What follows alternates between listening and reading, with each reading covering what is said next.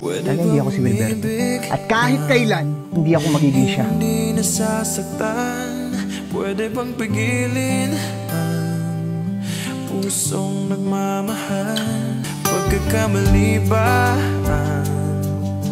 ako'y magdahilan? Paano lilimutin ang ating nakaraan? Kasalanan bang ibigin kang tapat? May luha bang pumapatak dahil sa tuwa at galak? Wow, dahan-dahan lang, dahan-dahan lang, dahan-dahan lang. Masakit bang aminin? Ano ba't yung nararamdaman ko? Naaalala lang ba kita sa kanya?